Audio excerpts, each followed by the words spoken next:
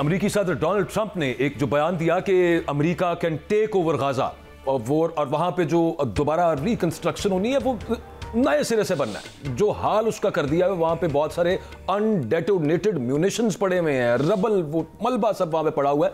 ये साफ करना और दोबारा वहां पे रिहेबिलिटेट करना फ़लस्तीनियों को कोई आसान काम नहीं है। नॉनदलेस मिडल ईस्ट के हवाले से ये बड़ी एक ऐसी तब्दील शुदा पॉलिसी है जो हमने नहीं देखी। अमरीकी सुदूर के बयानात तो बहुत से आते रहे हैं इससे पहले, और वो रेप्रोशमा की तरफ, वो आपस में टू स्टेट सोल्यूशन की तरफ या इन दोनों को ठंडा रखने की तरफ बड़ी बड़ी कोशिशें और बड़ी बड़ी पॉलिसीज आई हैं, लेकिन उसका असर नहीं हुआ कोई खास। ब्रिगेडियर मसूद अहमद खान साहब हमारे साथ मौजूद हैं। बहुत शुक्रिया ब्रिगेडियर साहब, आपने वक्त दिया। मैं दो सवाल सर-ए-दस्त आपके सामने रखना चाहता हूं। उसमें से पहला तो ये है कि आपके ख्याल में ये जो ऑफर है डोनाल्ड ट्रंप की, अमेरिका की, जो कि वो कह रहे हैं कि एक अबूरी अरेंजमेंट है, ये परमानेंट नहीं है, इसका क्या फ़लस्तीनियों को गाजा में जो हमारे मुसलमान बहन भाई हैं उनको नुकसान है? वन। सेकंड ये कि मुझे तो ये डुएबल सोल्यूशन लग रहा है, आप क्या फरमाइएगा इस पे?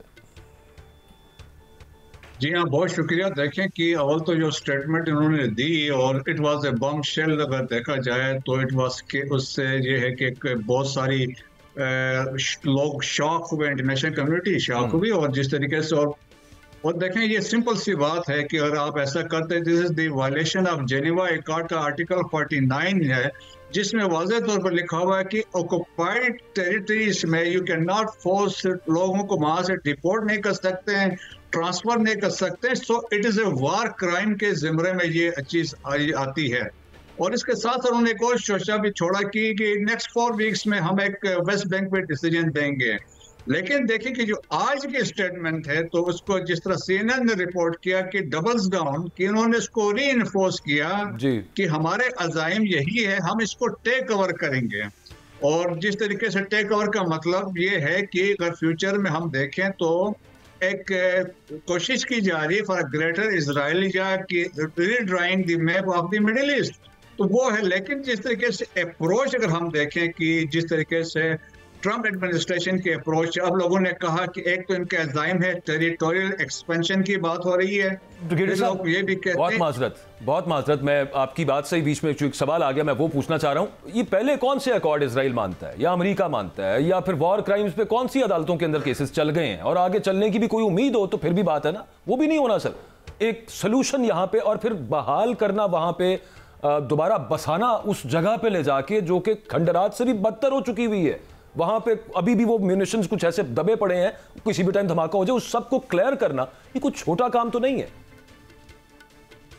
जी, एक तो चीज है, डबल स्टैंडर्ड्स की बात है, अपने मफादात देख रहे हैं। क्योंकि देखें ना, जब आप देखें कि इजराइल के लोगों की जो स्टेटमेंट्स आई हैं, अल जज़ीरा ने जो रिपोर्ट किया है कि nobody is willing to leave that destroyed strip of land, वो उनकी अटैचमेंट है। आपको याद हो, नकबा हुआ था 1948 में, जब इजराइलीज को अकोमोडेट करने के लिए 7.5 लाख फलस्तीनी उस वक्त निकाल दिए गए थे। अब 2.3 मिलियन है, बहुत सारे शहीद भी हुए। उनको आप चाहते हैं जॉर्डन चले जाएं, इजिप्ट चले जाएं, तो ये एनेक्स कर दें सब्सिक्वेंटली, तो अल्टीमेट अज़ाइम तो वो है, तो ये कभी किसी को एक्सेप्टेबल नहीं होंगे। देखें, इसकी बड़ी सीरियस इम्प्लीकेशंस होंगी रीजन में। एक तो ये है कि एक तो आपने ये थपकी दे रहे हैं रशिया को भी और चाइना को भी, जाएं जो मर्जी आप कर लें। सेकंड ये है कि एक किस्म की जो हेट्रेड जो यूएसए के अगेंस्ट थी, अब इसमें मजीद बढ़ेगी।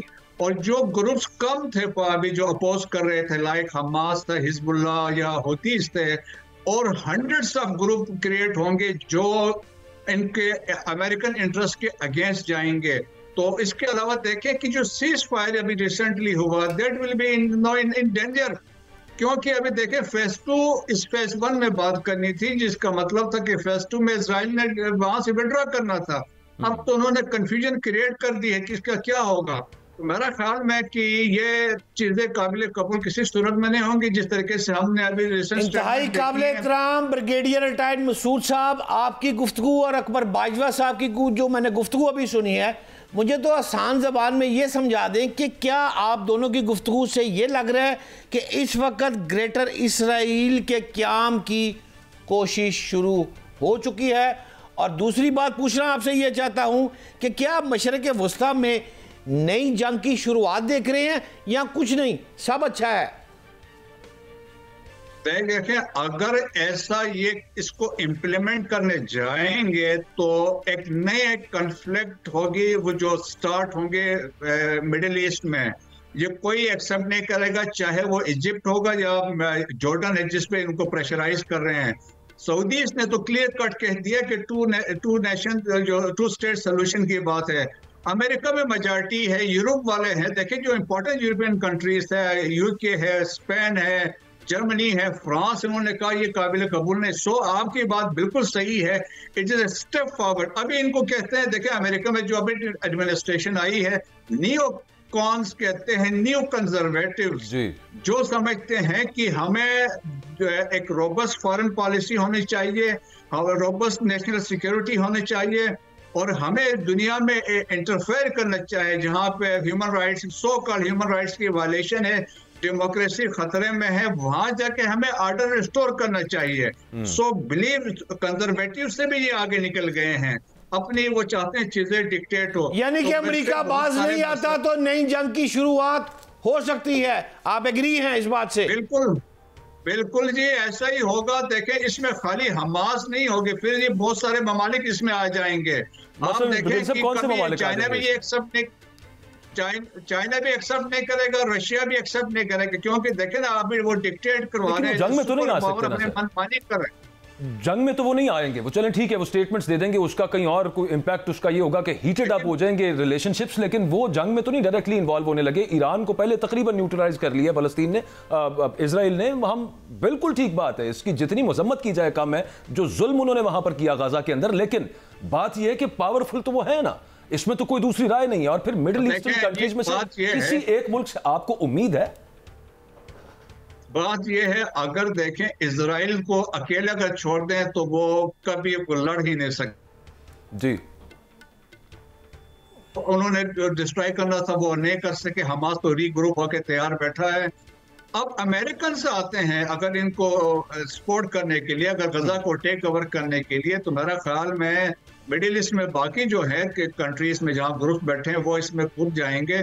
तो मेरा ख्याल में देखें कि अमेरिका की हिस्ट्री रही है, चाहे वो वियतनाम है, अफगानिस्तान है, इराक है, वहां से हजीमत के साथ वहां से निकला है।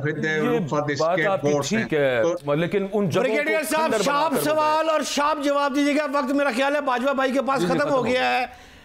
आसिफ जरदारी ने कहा है कि चीन के हम इत्तेहादी हैं, क्या चीन तालिबान हुकूमत पर, टीटीपी पर दबाव डाल सकता है? शार्प जवाब दीजिएगा। जी बिल्कुल डाल सकता है। देखें कि टीटीपी की क्या बात, अफगान तालिबान पर ऑलरेडी उन्होंने दबाव डाला हुआ है, और वो देखें कि चाइना के भी इंटरेस्ट में है, पाकिस्तान के इंटरेस्ट में है, तो अब अफगान तालिबान पे दबाव पड़ेगा, वो टीटीपी पे दबाव डालेंगे।